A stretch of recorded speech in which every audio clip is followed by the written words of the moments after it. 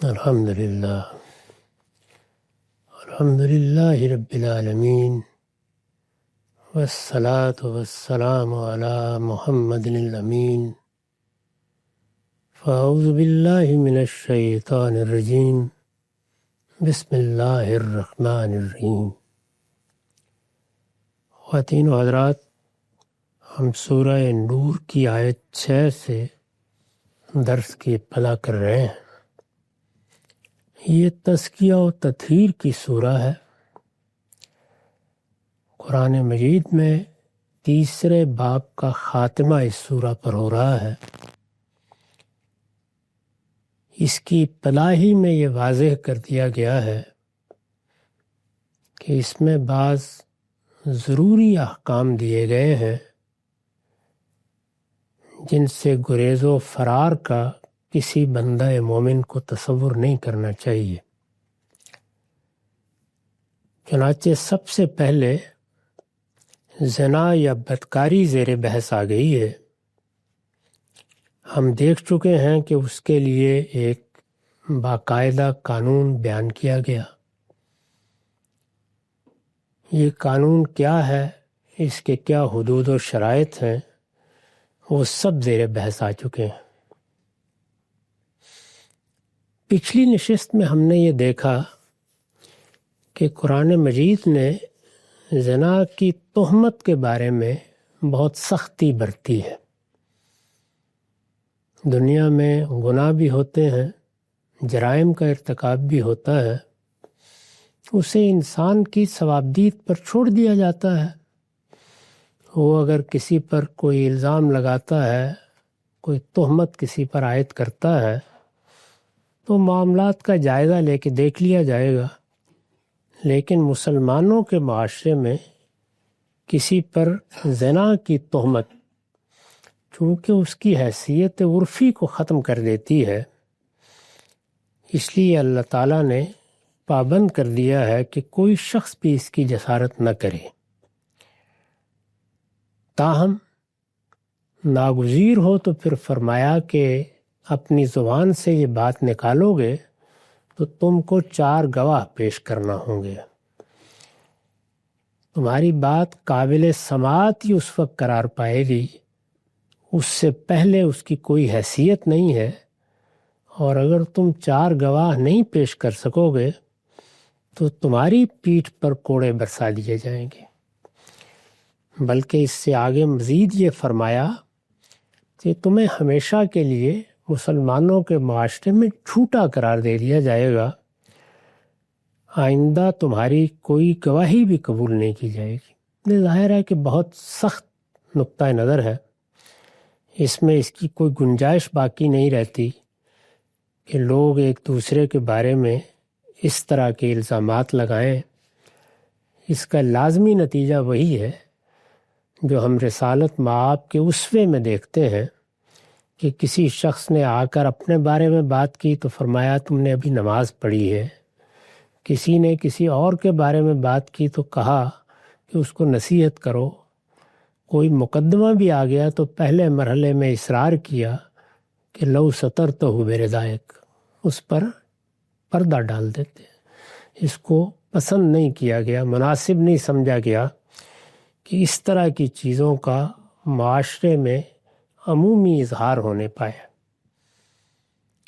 ظاہر ہے کہ جب یہ سختی اس درجے میں ہے تو اس پر ایک سوال پیدا ہوتا ہے۔ وہ سوال یہ ہے کہ کسی دوسرے کے بارے میں چلیے آدمی کو زبان بند رکھنی چاہیے، اس کا معاملہ اس کے پروردگار کے ساتھ ہے، اس کے حق میں دعا کرنی چاہیے، کوئی ذاتی تعلق ہے تو نصیحت کر دینی چاہیے۔ لیکن اگر میاں بیوی کے مابین اس طرح کی صورتحال پیدا ہو جائے تو وہاں کیا کیا جائے گا؟ جب اتنی سختی اللہ تعالیٰ نے برتی ہے تو میاں بیوی کا معاملہ تو ایسا نہیں ہے، اس میں صورتحال یہ نہیں کہ کسی پر کوئی تہمت لگانی ہے یا کسی کے بارے میں کوئی بات کرنی ہے جس سے میرا یا آپ کا کوئی تعلق نہیں ہے۔ میاں بیوی کے رشتے کی حفاظت ہی کے لیے تو اللہ تعالیٰ نے زنا کو اس درجے میں ممنوع قرار دیا۔ اس کو ایک گناہ ہی نہیں بلکہ جرم قرار دے دیا، اس کے بارے میں ایک سخت سزا بھی اپنی طرف سے بیان فرما دی، تو میاں اور بیوی کے مابین تو یہ محض ایک گناہ کا ارتکاب نہیں رہتا، وہاں اصلاً حق تلفی ہوئی ہے۔ اگر میاں نے کیا ہے تو بیوی کی ہوئی ہے، بیوی نے کیا ہے تو میاں کی ہوئی ہے۔ وہی تو اصل ہے جس کو سامنے رکھ کر اللہ تعالیٰ نے یہ قانون دیا ہے، بلکہ اس کے ریشنیل کی، اس کی علت کی بنیاد وہی ہے۔ تو اس جگہ کیا کیا جائے گا؟ بیوی بھی کیا اس کی پابند ہے کہ وہ جائے اور 4 گواہ تلاش کرے؟ میاں بھی، یعنی ایک مسئلہ ذاتی مسئلہ بن گیا ہے، وہ انسان کے جذبات کا بھی مسئلہ ہے، اس کے وعدے وعید کا بھی مسئلہ ہے، نکاح جیسے مقدس معاہدے کا بھی مسئلہ ہے، پھر بچے کے نسب کا بھی مسئلہ ہے۔ تو یہ کسی دوسرے کے معاملے میں تہمت لگانے سے بالکل ایک مختلف صورتحال ہے۔ اس میں کیا کیا جائے؟ اللہ تعالیٰ نے یہ قانون بیان کرنے کے بعد جو آیت 5 تک بیان ہوا ہے، اب آیت 6 سے اس مسئلے پر گفتگو فرمائی۔ ارشاد ہوا ہے والذین یرمون ازواجہم ولم یکن لہم شہداء الا انفسہم، لیکن جو اپنی بیویوں پر تہمت لگائیں، یعنی اس سے پہلے عام لوگوں کا معاملہ بیان ہو گیا، لیکن جو اپنی بیویوں پر تہمت لگائیں اور اپنی ذات کے سوا ان کے پاس کوئی گواہ نہ ہو، ان کا احساس ہے، انہوں نے دیکھ لیا ہے، وہ یہ سمجھتے ہیں کہ ایسا ہوا ہے، ان کے پاس کوئی گواہ نہیں ہے اس کے لیے، اور گواہ تو پیچھے بیان ہو چکا کہ 4 ہونے چاہیے، اور وہ بھی ایسے کہ جو آنکھوں سے دیکھ چکے ہوں اور آخری صورت میں دیکھ چکے ہوں۔ تو پھر اب کیا کیا جائے؟ فرمایا کہ ان کے لیے یہ شہادتیں پیش کرنا ضروری نہیں ہے، اس کے لیے یہ طریقہ تجویز فرمایا کہ فَشَهَادَةُ أَحَدِهِمْ 4 شَهَادَاتٍ بِاللَّهِ إِنَّهُ لَمِنَ الصَّادِقِينَ۔ تو ان میں سے، یعنی خواہ میاں ہے خواہ بیوی ہے، تو ان میں سے ہر ایک کی گواہی یہ ہے کہ 4 مرتبہ اللہ کی قسم کھا کر کہے کہ وہ سچا ہے، یعنی الزام لگا رہا ہے تو اب وہ محض زبان سے یہ بات ادا نہیں کرے گا، بلکہ اللہ تعالیٰ کو گواہ ٹھہرا کے اپنا بیان دے گا بیوی کے بارے میں، اور بیوی ہے تو شوہر کے بارے میں دے گی۔ ہر ایک کی گواہی یہ ہے کہ 4 مرتبہ اللہ کی قسم کھا کر کہے کہ وہ سچا ہے، انہ لمن الصادقین والخامسۃ ان لعنۃ اللہ علیہ ان کان من الکاذبین، اور 5ویں مرتبہ یہ کہے کہ اس پر اللہ کی لعنت ہو اگر وہ جھوٹا ہو۔ یہ جو اللہ کی لعنت ہے، یہ در حقیقت اللہ کی رحمت سے دوری کی دعا ہے۔ عربی زبان میں لعنت کے معنی یہ ہے، اسی سے اس قانون کو لعان کا قانون کہا جاتا ہے، یعنی شوہر ہے یا بیوی ہے، الزام لگانے کا موقع ہے تو وہ اس طرح یہ الزام لگائے گا کہ میں اللہ کی قسم کھا کر کہتا ہوں کہ میں اپنی بات میں سچا ہوں، اور میں یہ کہتا ہوں کہ اگر میں نے جھوٹ بولا ہے تو مجھ پر اللہ کی لعنت ہو۔ یہ وہ عدالت میں کھڑا ہو کر جہاں الزام لگا رہا ہے ان لوگوں کے سامنے کہے گا۔ ہر ایک کی گواہی یہ ہے کہ 4 مرتبہ اللہ کی قسم کھا کر کہے وہ سچا ہے، اور 5ویں مرتبہ یہ کہے کہ اس پر اللہ کی لعنت ہو اگر وہ جھوٹا ہو۔ اس نے یہ الزام لگا دیا، اس کی طرف سے الزام لگانے کے قانون کا تقاضا پورا ہو گیا، لیکن کیا اس کے بعد عورت کو مجرم قرار دے دیا جائے گا، یا عورت نے الزام لگایا ہے تو مرد کو مجرم قرار دے دیا جائے گا؟ درحال ہے کہ یہاں اس طرح گواہیاں نہیں آئی، ایک شخص نے اللہ کی قسم کھا کر الزام لگایا ہے، حلف اٹھا لیا ہے، اپنے لیے لعنت کی دعا کر دی ہے، اس کی اس سنجیدگی کے باوجود عورت کیا سزا سے بچ جائے گی یا اس کو سزا دی جائے گی، کیا صورت ہوگی؟ فرمایا کہ وَيَدْرَؤُ عَنْهَا الْعَذَابَ أَن تَشْهَدَ 4 شَهَادَاتٍ بِاللَّهِ إِنَّهُ لَمِنَ الْكَاذِبِينَ وَالْخَامِسَةَ أَنَّ غَضَبَ اللَّهِ عَلَيْهَا إِن كَانَ مِنَ الصَّادِقِينَ۔ یہاں چونکہ الزام بھی قسم کے ذریعے سے لگایا گیا ہے اور لعنت بھی زبان سے کر دی گئی ہے، شہادتیں موجود نہیں ہیں، تو جس پر الزام لگایا گیا ہے وہ عورت ہے یا مرد، اس کا بھی یہ حق ہے کہ وہ اسی طرح 4 مرتبہ قسم کھا کر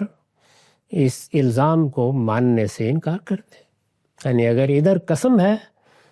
تو عدالت کا تقاضا یہی ہے کہ دوسری جانب بھی یہی صورتحال ہو۔ تو اللہ تعالیٰ نے فرمایا کہ عورت سے پھر یہ تقاضا کیا جائے گا کہ وہ اس الزام کے جواب میں 4 مرتبہ اللہ کی قسم کھا کر کہے کہ یہ شخص جھوٹا ہے،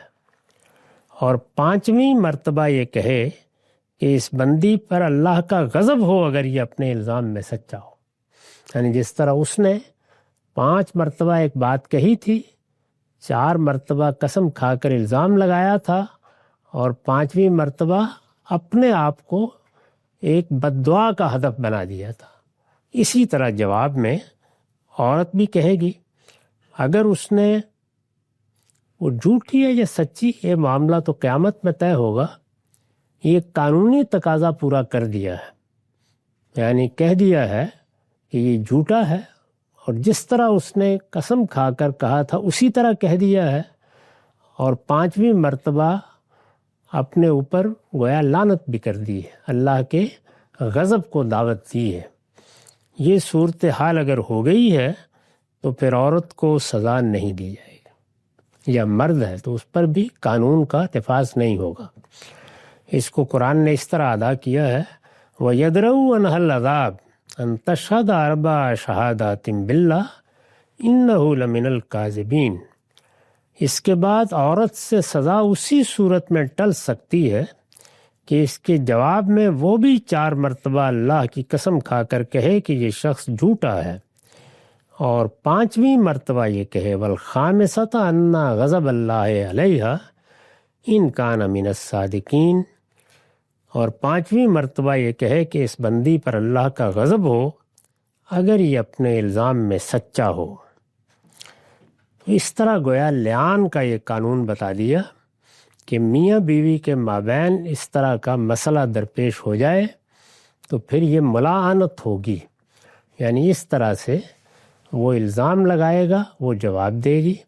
اگر وہ جواب دینے سے انکار کر دیتی ہے، یا اگر بیوی نے الزام لگایا ہے اور شوہر جواب دینے سے انکار کر دیتا ہے، تو پھر مان لیا جائے گا کہ اس نے گناہ کا یا جرم کا ارتکاب کیا ہے۔ اس میں جو الفاظ استعمال ہوئے ہیں وہ یدرؤ عنہا العذاب،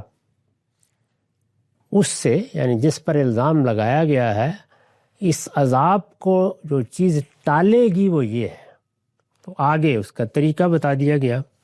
لفظ عذاب استعمال کیا ہے۔ یہ یاد ہوگا کہ پیچھے جب سزا بیان ہوئی ہے تو وہاں بھی یہی لفظ استعمال کیا ہے، وَلْيَشْهَدْ عَذَابَهُمَا طَائِفَةٌ مِّنَ الْمُؤْمِنِينَ۔ یہ اللہ کا عذاب تھا، اللہ کی دی ہوئی سزا تھی، اس موقع پر فلاں اور فلاں کو موجود ہونا چاہیے۔ سزا کے موقع پر بھی عذاب کا لفظ اور یہاں پر بھی العذاب، وَيَدْرَؤُ عَنْهَا الْعَذَابَ۔ جب اس طریقے سے عربی زبان میں کسی لفظ کو دہرایا جاتا ہے اور وہ اس طرح معرف باللام بھی ہوتا ہے تو پھر ان دونوں کو الگ الگ نہیں مانا جا سکتا۔ یہ طریقہ دنیا کی ہر زبان میں ہے، عربی زبان میں اس کے ماہرین نے اس کو بالکل متعین طریقے پر جگہ جگہ واضح کیا ہے۔ اس پر میں نے جو حاشیہ لکھا ہے وہ یہ ہے، عورت سے سزا اسی صورت میں ٹل سکتی ہے، سزا پر حاشیہ ہے، یعنی 100 کوڑے کی سزا جو اوپر بیان ہوئی ہے، اوپر اللہ تعالیٰ نے 100 کوڑے کی سزا بیان کی ہے، وہ کب دی جائے گی، اس کے لیے کیا حدود ہیں، وہ کس طرح کی سزا ہے، وہ سب چیزیں ہم زیر بحث لا چکے ہیں۔ لیکن جو سزا آخر الامر بیان ہوئی ہے، یعنی انتہائی سزا، وہ 100 کوڑے ہے۔ تو یہاں یہ بتایا گیا ہے کہ یہ شادی شدہ عورت ہے، اس سے جو سزا ٹلے گی اس کے لیے لفظ استعمال کر کے اللہ تعالیٰ نے بتا دیا ہے کہ وہی سزا جو اوپر بیان ہوئی ہے، یعنی 100 کوڑے کی سزا۔ آیت میں اس کے لیے العذاب کا لفظ آیا ہے، اسی مفہوم کے لیے اوپر عذابہما کی تعبیر اختیار کی گئی ہے، یعنی پہلے وہ لفظ استعمال ہوا، پھر اسی پر ایک الف لام یا انگریزی زبان کے لحاظ سے ایک تی داخل کر کے اللہ تعالیٰ نے اس کو دہرا دیا۔ عربی زبان کے علماء جانتے ہیں کہ اس میں یہ قاعدہ بالکل مسلم ہے کہ معرفہ کا اعادہ اگر معرفہ کی صورت میں کیا جائے، جس طرح یہاں ہوا ہے، پیچھے عذابہما وہ بھی ظاہر ہے معرفہ ہے، ان کا عذاب، ان کی سزا، اور یہاں پر بھی اس کے لیے العذاب کا لفظ آ گیا ہے، اور کوئی قرینہ مانے نہ ہو تو دوسرا بین ہی پہلا ہوگا، یعنی اس میں اب دونوں عذاب اپنی نوعیت کے لحاظ سے الگ الگ نہیں ہو سکتے، لہٰذا 100 کوڑے کی سزا کے سوا کوئی دوسری سزا کسی طرح مراد نہیں لی جا سکتی، یعنی یہ خود قرآن مجید نے بالکل متعین طریقے سے واضح کر دیا ہے۔ چنانچہ یہ بالکل قطعی ہے کہ شادی شدہ اور غیر شادی شدہ کی سزا میں اگر علی الاطلاق کوئی فرق کیا جائے گا تو یہ قرآن کے بالکل خلاف ہوگا، یعنی قرآن مجید نے یہاں صراحتاً بتا دیا ہے کہ شادی شدہ کی سزا بھی وہی ہے، اصلاً یہی سزا ہے، باقی رہ گئی یہ بات کہ سزا دیتے وقت حالات دیکھنے ہیں، اس پر ہم اس سے پیچھے گفتگو کر چکے ہیں کہ ایک ایک چیز دیکھنی ہے، یہاں تک کہ اس کے ایمان و اسلام کو بھی دیکھنا ہے، اس کے دینی شعور کو بھی دیکھنا ہے، وہ سب چیزیں دیکھی جائیں گی۔ اگر مجرم کسی رعایت کا مستحق نہیں ہے تو پھر یہ سزا دی جائے گی۔ یہاں اس بات کو مزید واضح کر دیا کہ اللہ تعالیٰ کی مقرر کردہ سزا یہی ہے، اس سے لوگ نیچے آ سکتے ہیں، اور نیچے آنے کا قاعدہ بھی ہم وضاحت سے بیان کر چکے ہیں، اس سے اوپر نہیں جا سکتے۔ اللہ تعالیٰ نے جو سزائیں مقرر کر دی ہیں، جیسے چور کی سزا ہے، جیسے زانی کی سزا ہے، قتل کی سزا ہے، اس میں اگر خود اللہ تعالیٰ نے کچھ صورتیں متعین کر دی ہیں تو وہ الگ ہے، ورنہ جو سزا بیان کی گئی ہے وہ انتہائی سزا ہے،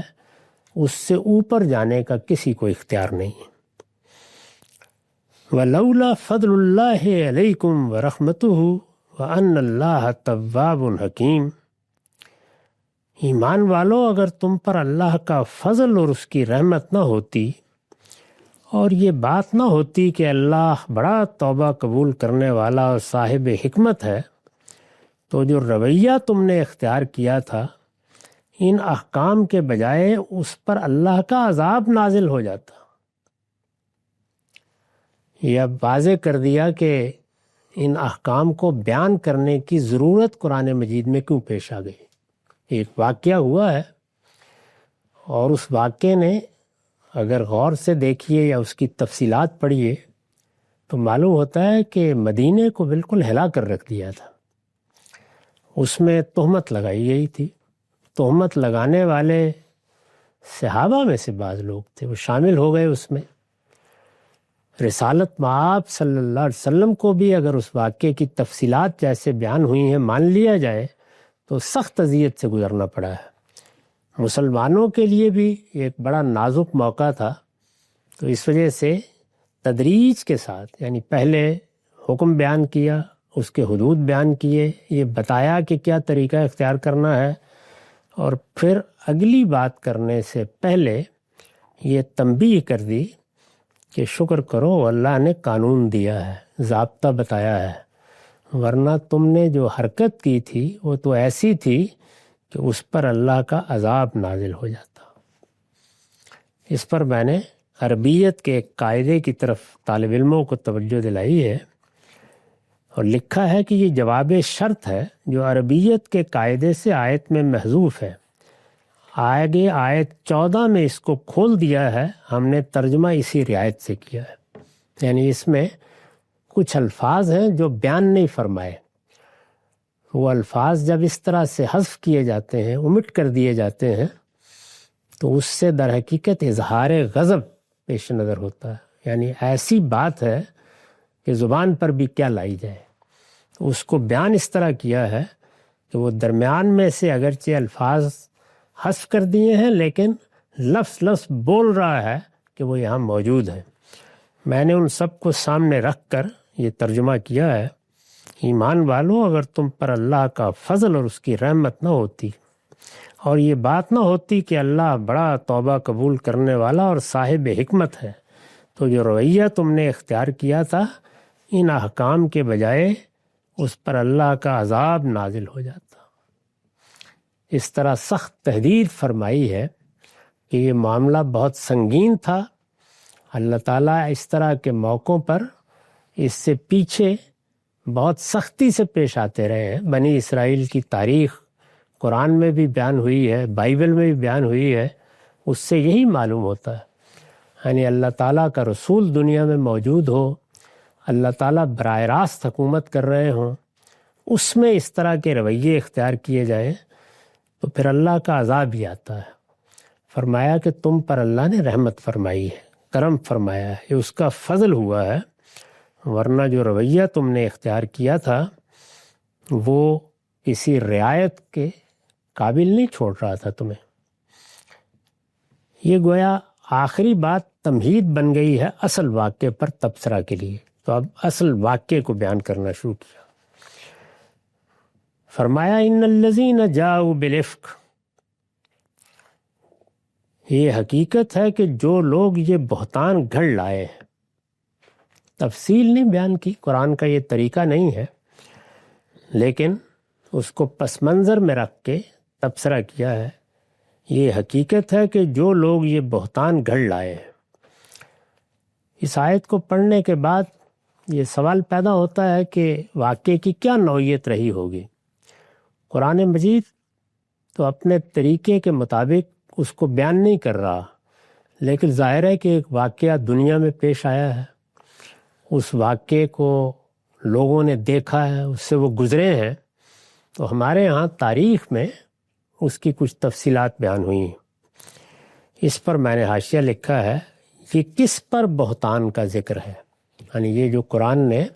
محض اتنی سی بات کہہ دی کہ جو لوگ یہ بہتان گڑھ لائے ہیں، یہ نہیں بتایا کہ کس پر گھڑ لائے ہیں،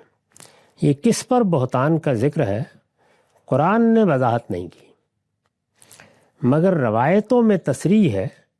کہ یہ اس فتنے کی طرف اشارہ ہے جو غزوہ بنی مستطلق کے موقع پر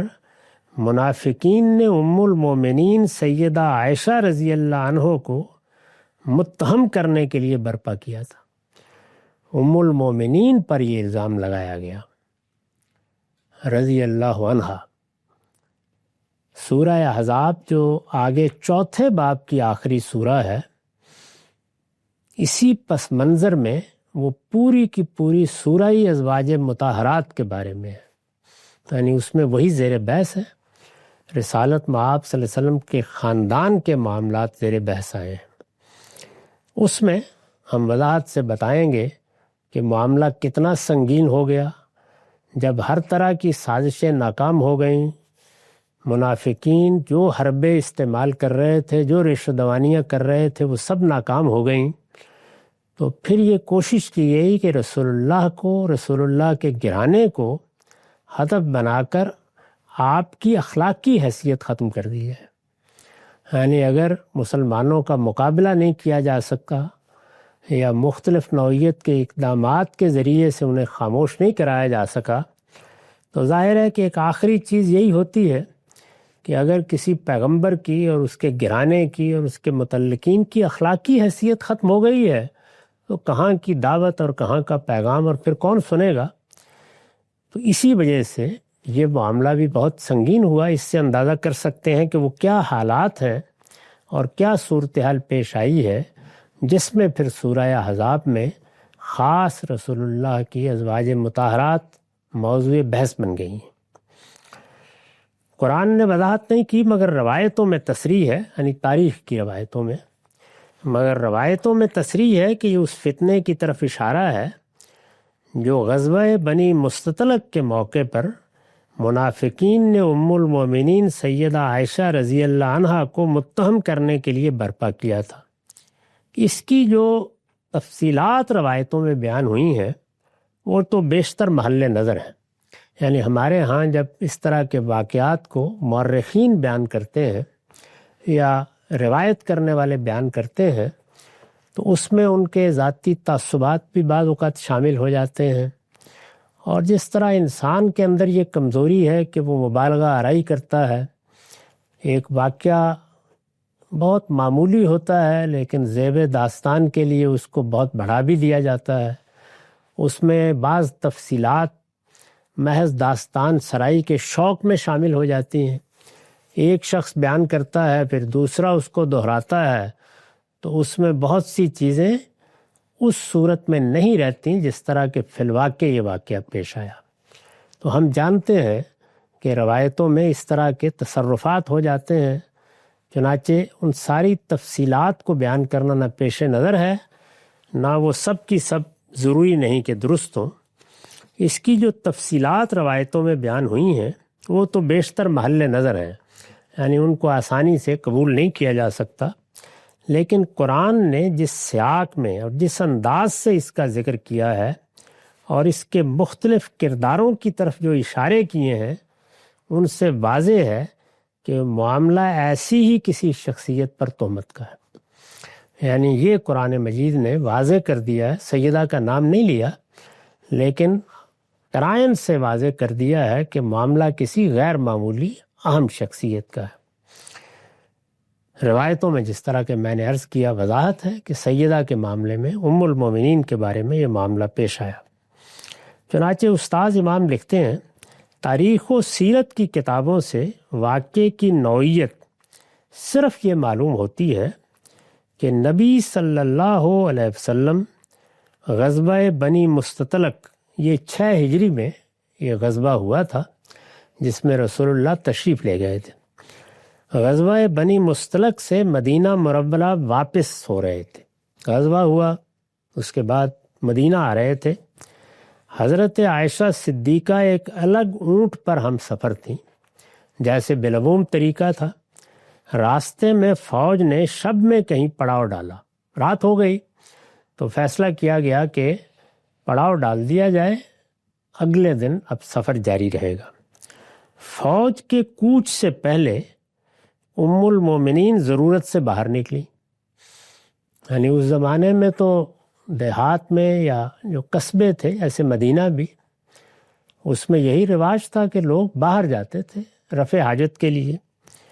قافلے نے وہاں پڑاؤ ڈالا تو جس طرح دوسرے لوگ صبح اپنی ضرورتوں کے لیے ادھر ادھر گئے، ام المومنین بھی گئیں۔ راستے میں فوج نے شب میں کہیں پڑاؤ ڈالا، فوج کے کوچ سے پہلے یعنی صبح ام المومنین ضرورت سے باہر نکلیں۔ اتنے میں فوج کے کوچ کا حکم ہو گیا، یعنی کسی نے دیکھا نہیں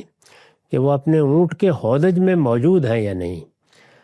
یعنی ایک اوپر جو ہودج بنا دیا جاتا تھا، بالعموم خواتین اسی میں بیٹھی ہوتی تھیں، وہ کسی نے دیکھا نہیں۔ قافلہ روانہ ہو گیا اور ساتھ ہی ام المومنین کا ساربان بھی یہ سمجھ کر روانہ ہو گیا کہ آپ اپنے ہودج میں سوار ہیں، اس کو خیال نہیں ہوا۔ ام المومنین جب جگہ پر واپس آئیں اور دیکھا کہ قافلہ روانہ ہو گیا تو شب میں ابھی دن بھی پوری طرح نہیں نکلا تھا، اس کے سوا انہیں کوئی اور تدبیر نظر نہیں آئی کہ وہیں ٹھہر جائیں تاں آ کے اللہ تعالیٰ کوئی راہ پیدا کرے، یعنی اب قافلے نے کون سا راستہ چنا ہے، وہ اگر جائیں تو اور مشکل ہو جائے گی۔ تو انہوں نے یہ فیصلہ کیا کہ آخر یہ لوگ دیکھیں گے تو پھر ڈھونڈتے ہوئے آئیں گے، تو میں یہاں بیٹھ جاتی ہوں۔ تو وہ وہیں بیٹھ گئیں تاکہ اللہ تعالیٰ کوئی راہ پیدا کرے۔ حضرت صفوان صحابی اس خدمت پر مامور تھے کہ وہ قافلے کے پیچھے پیچھے چلے۔ یہ بھی عام طریقہ تھا کہ ایک آدھ شخص کو چھوڑ دیا جاتا تھا کہ وہ قافلے کے ساتھ نہیں جائے گا، وہ قافلے کے پیچھے چلتا رہے گا تاکہ پیچھے سے کوئی معاملہ ہو تو اس کی بھی خبر کر دے، اور اگر قافلے کی کوئی چیز رہ جائے تو اس کے بارے میں بھی مطلع کر دے۔ حضرت صفوان صحابی اس خدمت پر مامور تھے کہ وہ قافلے کے پیچھے پیچھے چلیں تاکہ بھولی بسری چیزوں کا جائزہ لے سکیں۔ جب صبح کو وہ پڑاؤ کی جگہ پر پہنچے اور دیکھا کہ ام المومنین پیچھے رہ گئیں، یعنی انہوں نے آ کے دیکھا کہ جہاں سے قافلہ روانہ ہوا ہے وہاں چیز تو کوئی نہیں، لیکن ام المومنین بیٹھی ہوئی ہیں، پیچھے رہ گئیں، تو انہوں نے انا للہ پڑھا۔ بالآخر اپنا اونٹ بٹھایا، ام المومنین اس پر سوار ہو گئیں اور انہوں نے مہار پکڑ کر اونٹ کو قافلے سے جا ملایا۔ جس طرح کے عام طور پر وہ کرتے تھے ایسے ہی انہوں نے کیا۔ فوج کے کوچ و مقام کے دوران میں اس قسم کے واقعے کا پیش آ جانا کوئی غیر معمولی بات نہیں ہے، لیکن منافقین نے اس ذرا سی بات کو ایک افسانہ بنا ڈالا۔ یعنی یہ واقعہ ہوا اور پھر دائیں بائیں لوگوں نے کچھ اسکینڈل بنانے شروع کر دیے، صفوان کے بارے میں بھی بیہودہ باتیں کہیں، ام المومنین بھی ہدف بن گئیں، اور پھر آہستہ آہستہ یہ بات بعض دوسرے لوگوں کی زبان پر بھی آ گئی، یہاں تک کہ رسول اللہ تک بھی پہنچی۔